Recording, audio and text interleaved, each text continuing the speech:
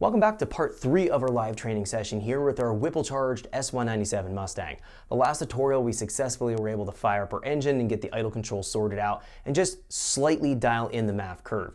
This tutorial we're going to go through dialing in the MAF curve, making sure everything is right there because it's the basis for all of our airflow model in our Mustang GT here, so it's imperative that that is 100% before we move on to any other calibration methods or any kind of other tables that we want to dial in, because it all hinges upon the mass airflow being correct and being dialed in properly. So without further wait, let's jump in so we can check this out.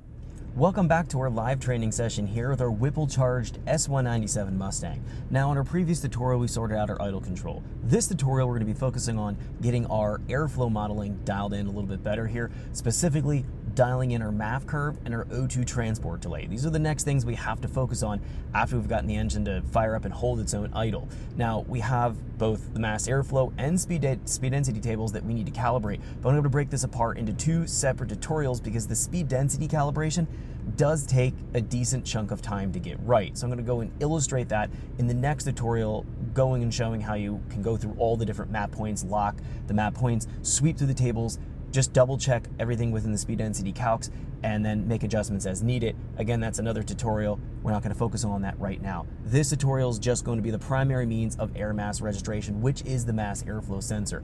Now, we did use a rescaled MAF curve based on our Excel spreadsheet, knowing what the stock inner diameter of that MAF housing was going to be and the Whipple inner diameter of the MAF housing. So now we're able to start to double check our work from that Excel spreadsheet. We know in the last tutorial, there was really nothing I changed at idle conditions with the MAF curve. Now, when we fire it off here again, we're just going to evaluate that this is a different day. We're going to see if anything's changed here. I did fill up with more ethanol in the tank, ran out of fuel or getting really close to running out of fuel, so I filled it up.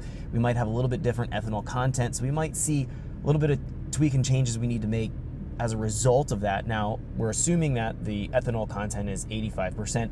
I know this is pump ethanol, so it could be anywhere between 80 to 85. So the stowage point that we've programmed here in the file is going to be a reasonable value in terms of representing the fuel that we're dealing with here, but it may not be spot on. So we might have a little bit of an error there that we might have to correct, and we'll just see how we do that. Now, I don't like to bake any errors into the MAF curve.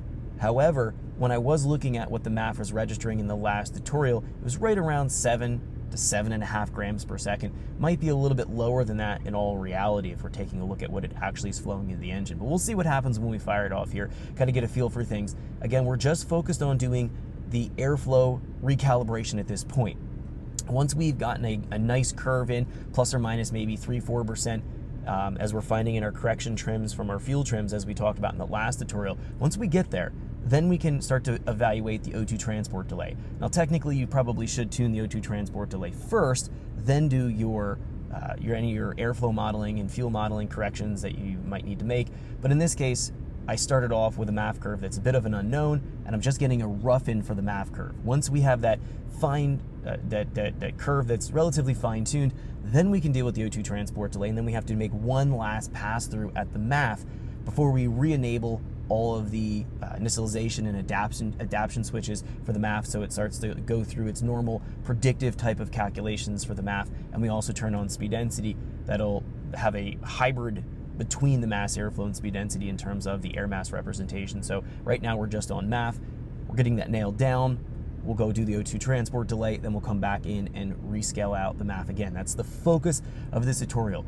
Nothing complicated about this, but we need to be diligent about making sure the airflow model is nailed down with the mass airflow. If we have bad data in the MAF, that's going to lead to everything downstream being wrong. So meaning speed density estimation of airflow being wrong, torque calculations being wrong, and then things like our air load could be misrepresented in terms of tracking through the tables. It's just going to create a chain reaction that we want to avoid. So we want to make sure that we're nailing down the most basic thing that we have to make sure is right, which is the MAF curve.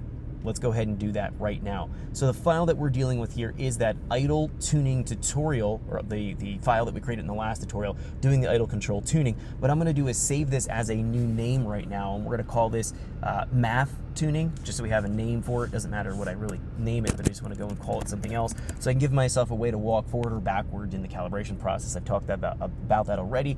This is going to be just allowing you to be more responsible and keeping control of file management. just to make sure that if let's say I don't like what's happening here with the MAF tuning, as I'm saving this file, I can go back to the idle tuning and start over again. It gives me a way that I can step backwards in the calibration process, or forwards. If I have a whole bunch of different files here, I can go backwards and forwards. Is essentially saving my steps or where I'm at in the calibration process, which is why I like to name them from what I'm actually doing, so it makes sense. So right now I'm going to call this MAF tuning and save. Now, I'm not going to make any changes or upload anything here because we're dealing with exactly how we left things in the last tutorial in terms of the car firing up and idling and holding its own idle. Everything should be pretty relevant there. We're going to, again, focus on just looking at now idle, off idle, and wide open throttle. Now, we will be doing wide open throttle pulls, and I want to talk about that real quick. We need to dial in the full MAF curve in order to then dial the O2 transport delay to come back in to dial the MAF curve. We do need to do the wide open throttle tuning. Now, we've set up our spark timing tables using... Thanks for checking out our teaser clip. If you want to see the rest of this video and more than 500 hours of current EFI training we have to offer, make sure you click right here. If you want to go and check out more teaser clips from this training course, click here, and you don't want to miss any of the videos we're going to be releasing on this channel, so make sure you subscribe and click here. Thanks for watching, and I'll see you guys later.